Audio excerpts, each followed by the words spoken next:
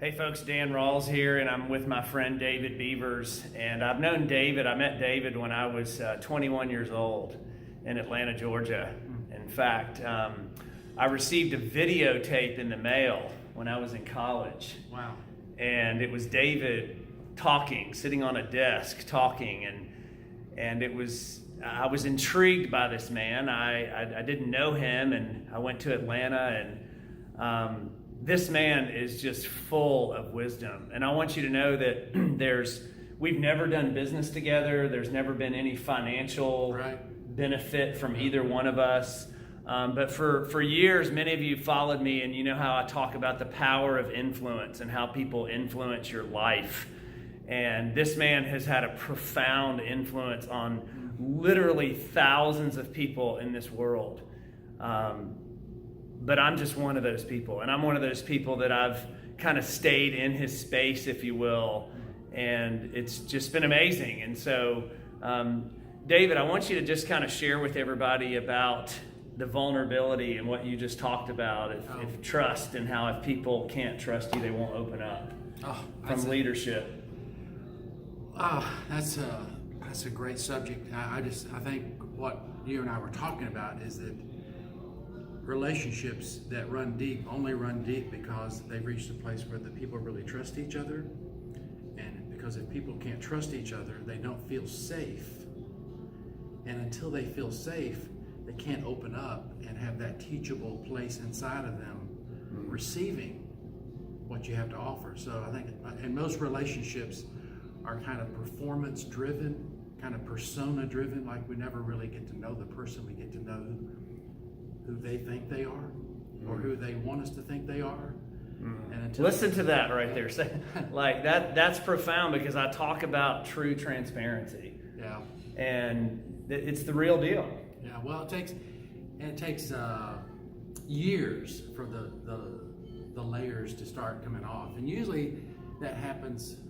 It doesn't have to, but it usually happens more in the middle of the life or later, through some sort of profound experience, maybe some profound suffering, where the things that you thought made you who you are start getting sort of deconstructed, and what's left is who you really are.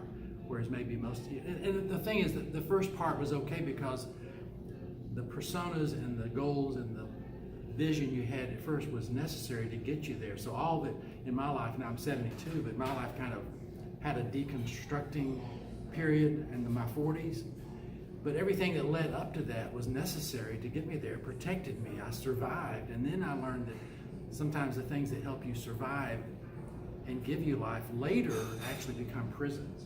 They become sort of hindrances to going to another level of personal growth, intimacy with people, learning to be present with people.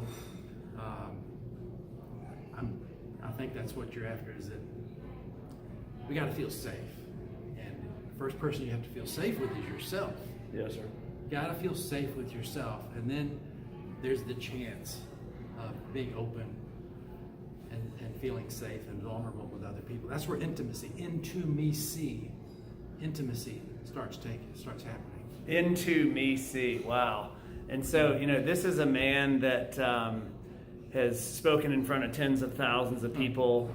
He has profound influence.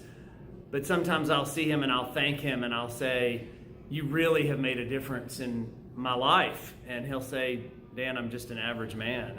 And many of you have told me that, and I feel like I'm not. Did I say I was average? I didn't know. Well, this was years ago, David. This was years ago. This was when you now were I'm more average than ever. Yeah, this is when you were my age. Yeah. But, really, many of you edify me in that way. And I don't take compliments well.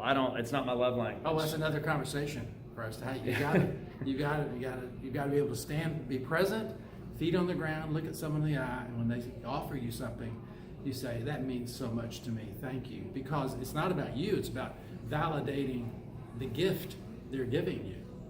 So when you receive it, which takes a vulnerable spot in you to they see you, they see into you. When you say thank you and you're present with them, not like, "Well, thanks, it's okay," you're validating them, and that's what's important.